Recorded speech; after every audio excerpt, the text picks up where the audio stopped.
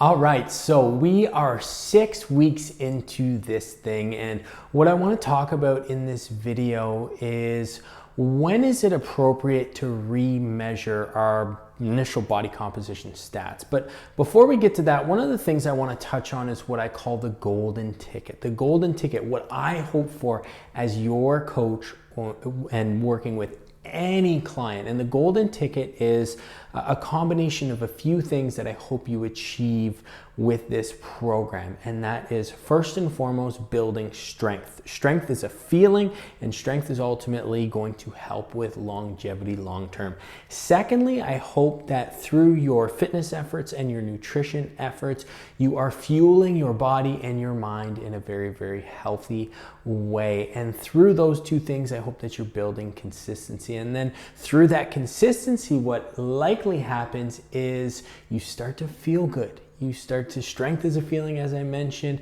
Consistent exercise is a great feeling. Using exercise as a coping mechanism is a great thing to help with just feeling better day to day and getting that stress relief, perhaps that mental release or that mental stimulation that you need.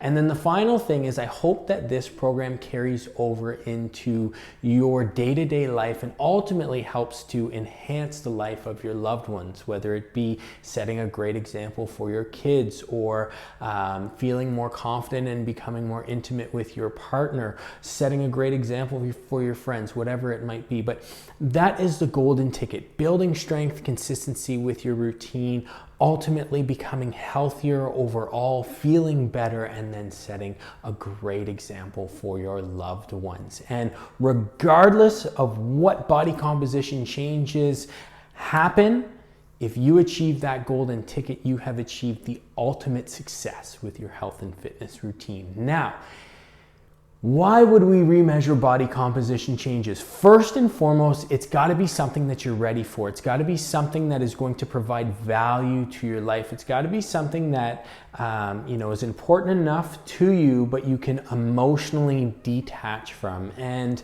I often talk about when measuring body composition changes and stats to have multiple forms. You can't put all of your eggs in one basket. Particularly what most people do is the scale basket. You have to have multiple forms because multiple different things can be seen through that. And sometimes when you don't see changes in one area, you might see changes or you don't see changes with one aspect of your body composition stats, you might see changes in another. So just as a recap, probably my favorite gauge or favorite tool to use to gauge body composition changes is clothing. Clothing is the best one because you put on that piece of clothing, you love it, you feel great, that you haven't worn in a while, or it just fits a little bit differently. You wear it out for a night out with your partner or with friends, and you just feel vibrant. That is just an amazing thing, and I love hearing about it.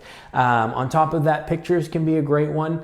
Obviously, the scale is the most popular one, and that can be good to use for a variety of reasons, and then also circumference measurements. And so, again, why would you track change?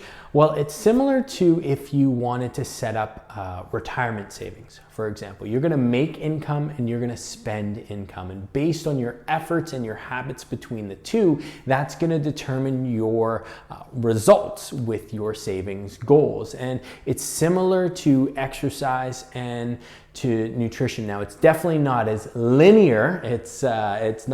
Unfortunately, it doesn't work out that way. But ultimately, to gauge your habits and your behaviors and some of the changes that you're making, it's important to look at what the stats are showing.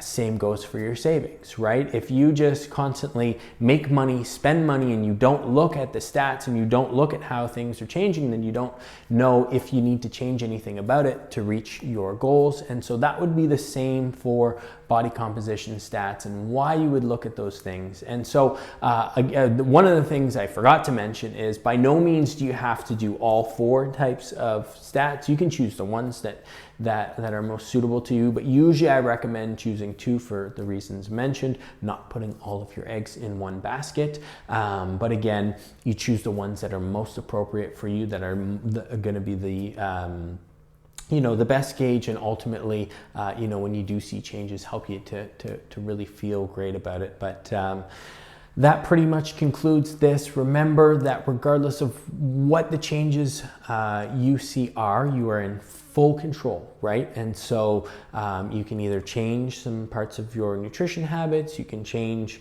some parts of your exercise habits, whether it be building up consistency, the amount of movement that you're doing, the amount of strength that you are building, or the weights that you are lifting. But ultimately, it boils down to the golden ticket. And if every one of my clients achieves that golden ticket, then this program and myself as a trainer is an extreme success, regardless of what body composition changes. And that is what I hope for you.